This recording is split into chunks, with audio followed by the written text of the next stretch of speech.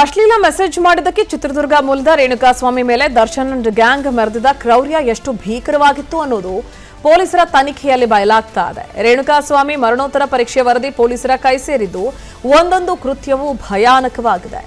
ಯಾವ ನರಕಕ್ಕೂ ಕಮ್ಮಿ ಇಲ್ಲ ಅನ್ನೋ ಹಾಗೆ ಡೆವಿಲ್ ಗ್ಯಾಂಗ್ ಟಾರ್ಚರ್ ಕೊಟ್ಟಿದ್ದು. ರೇಣುಕಾಸ್ವಾಮಿ ಪ್ರಾಣ ಬಿಡೋ ಮುನ್ನ ಅತಿಯಾದ ಹಿಂಸೆ ಅನುಭವಿಸಿದ್ದ. ರೇಣುಕಾಸ್ವಾಮಿ ಮೃತ ದೇಹದ ಮೇಲೆ 30ಕ್ಕೂ ಹೆಚ್ಚು ಕಡೆಗಳಲ್ಲಿ ಗಾಯದ ಗುರುತುಗಳು ಪತ್ತೆಯಾಗಿದ್ದಾವೆ. ತಲೆಯ ಭಾಗದಲ್ಲೇ 4ಕ್ಕೂ ಹೆಚ್ಚು ಗಾಯದ ಗುರುತುಗಳು ಪತ್ತೆಯಾಗಿವೆ. ರೇಣುಕಾಸ್ವಾಮಿ ಮರ್ಮಾಂಗದ ಮೇಲೆ ಬಲವಾದ ಪೆಟ್ಟು ಬಿದ್ದಿರೋದು ಪೋಸ್ಟ್ ಮಾರ್ಟಂ ರಿಪೋರ್ಟ್ನಲ್ಲಿ ದೃಢಪಟ್ಟಿದೆ. ಆರೋಪಿಗಳು ಸಿಗರೆಟ್ನಿಂದ ಸುಟ್ಟು ದೊಣ್ಣೆ ಮತ್ತು ರಾಡ್ನಿಂದ ಹಲ್ಲೆ ನಡೆಸಿದ್ದಾರೆ. ಅತಿಯಾದ ರಕ್ತಸ್ರಾವ, ರಕ್ತ ಹೆಪ್ಪುಗಟ್ಟುವಿಕೆಯಿಂದಲೇ ರೇಣುಕಾಸ್ವಾಮಿ ಮೃತಪಟ್ಟಿರೋದು ವರದಿಯಿಂದ ಬಹಿರಂಗ ಆಗಿದೆ. ಅಭಿಮಾನಿ ರೇಣುಕಾಸ್ವಾಮಿ ಮೇಲೆ ಡಿ ಗ್ಯಾಂಗ್ ಮಾಡಿರೋ ಒಂದೊಂದು ಕೃತ್ಯ ಬಯಲಾಗ್ತಾನೆ ಇದೆ. ರೇಣುಕಾಸ್ವಾಮಿ ಮೇಲೆ ಹಲ್ಲೆ ಮಾಡಿದ್ದು ಮಾತ್ರ ಅಲ್ಲದೆ ಭೀಕರವಾಗಿ ಟಾರ್ಚರ್ ಕೊಟ್ಟಿರೋದು ಬಹಿರಂಗ ಆಗಿದೆ. ದರ್ಶನ್ ಅಂಡ್ ಗ್ಯಾಂಗ್ ರೇಣುಕಾಸ್ವಾಮಿಗೆ 4ಕ್ಕಿಂತ ಹೆಚ್ಚು ಬಾರಿ ಕರೆಂಟ್ ಶಾಕ್ ಕೊಟ್ಟು ಟಾರ್ಚರ್ ಮಾಡಿರೋದು ಕೂಡ ಪೋಸ್ಟ್ ಮಾರ್ಟಂ ರಿಪೋರ್ಟ್ನಲ್ಲಿ ಸಾಬೀತಾಗಿದೆ. ಭೀಕರ ಹಲ್ಲೆ ನಡೆಸಿದ ಬಳಿಕ ಪ್ರಜ್ಞೆ ತಪ್ಪಿ ಕೆಳಗೆ ಬಿದ್ದಿದ್ದ ರೇಣುಕಾಸ್ವಾಮಿಯನ್ನ ಎಬ್ಬಿಸಲು ಆರೋಪಿಗಳು ಎಲೆಕ್ಟ್ರಿಕಲ್ ಮೆಗರ್ನಿಂದ ಕರೆಂಟ್ ಶಾಕ್ ಕೊಟ್ಟಿದ್ರು. ಇದೀಗ ಎಲೆಕ್ಟ್ರಿಕಲ್ ಮೆಗರ್ ಡಿವೈಸ್ಗಾಗಿ ಪೊಲೀಸರು ತೀವ್ರ ಶೋಧ ನಡೆಸುತ್ತಿದ್ದಾರೆ.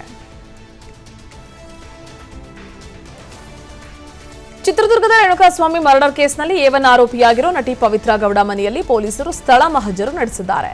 ಅನ್ನಪೂರ್ಣೇಶ್ವರಿ ನಗರ ಠಾಣೆಯಿಂದ ಆರೋಪಿ ಪವಿತ್ರ ಗೌಡಳನ್ನ ರಾಜರಾಜೇಶ್ವರಿ ನಗರದಲ್ಲಿರೋ ನಿವಾಸಕ್ಕೆ ಕರೆತಂದ ತನಿಖಾ ತಂಡ ಮನೆಯ ಮೂಲೆ ಮೂಲೆಯಲ್ಲೂ ತಲಾಶಿ ನಡೆಸಿದೆ.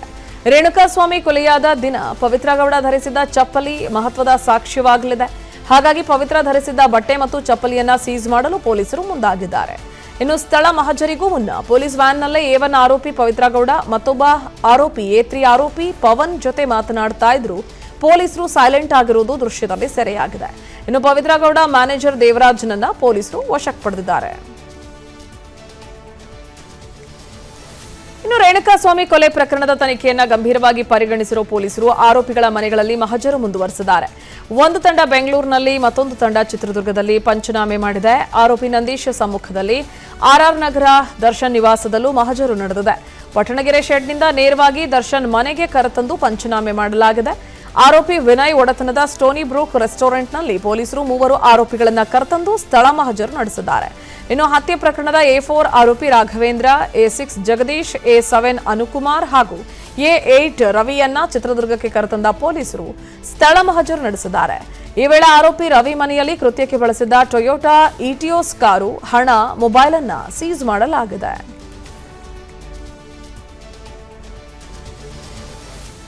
ರೇಣುಕಾಸ್ವಾಮಿ ಕೊಲೆ ಕೇಸ್ನಲ್ಲಿ ದರ್ಶನ್ ಅಂಡ್ ಟೀಮ್ಗೆ ಮತ್ತೊಂದು ದೊಡ್ಡ ಸಂಕಷ್ಟ ಎದುರಾಗಿದ್ದು, ಹತ್ಯೆ ಪ್ರಕರಣದ ಪ್ರಮುಖ ಸಾಕ್ಷ್ಯ ಕೊನೆಗೂ ಪಟ್ಟಣಗೆರೆ ಶೆಡ್ನಲ್ಲಿ ಪೊಲೀಸರಿಗೆ ಸಿಕ್ಕಿದೆ.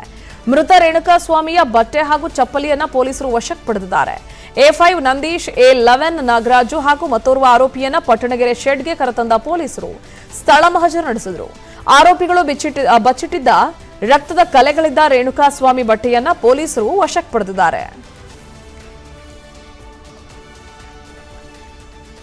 ಬಹುಕೋಟಿ ವೆಚ್ಚದಲ್ಲಿ ನಿರ್ಮಾಣವಾಗ್ತಾ ಇರೋ ಡೆವಿಲ್ ಸಿನಿಮಾಗೆ ಇದೀಗ ದರ್ಶನ್ ಅವರೇ ರಿಯಲ್ ವಿಲನ್ ಆಗಿದ್ದಾರೆ. ನಟ ದರ್ಶನ್ ಅವರನ್ನ ಪೊಲೀಸರು ಬಂಧಿಸ್ತಾ ಇದ್ದಂತೆ ಡೆವಿಲ್ ಚಿತ್ರತಂಡ ಶೂಟಿಂಗ್ ನಿಲ್ಲಿಸಿದೆ. ಡೆವಿಲ್ ಚಿತ್ರೀಕರಣದ ಫಸ್ಟ್ ಶೆಡ್ಯೂಲ್ ಟೈಮ್ನಲ್ಲಿ ದರ್ಶನ್ ಎಡಗೈಗೆ ಪೆಟ್ಟಾಗಿ ಶೂಟಿಂಗ್ಗೆ ಸ್ವಲ್ಪ ಅಡ್ಡಿಯಾಗಿತ್ತು.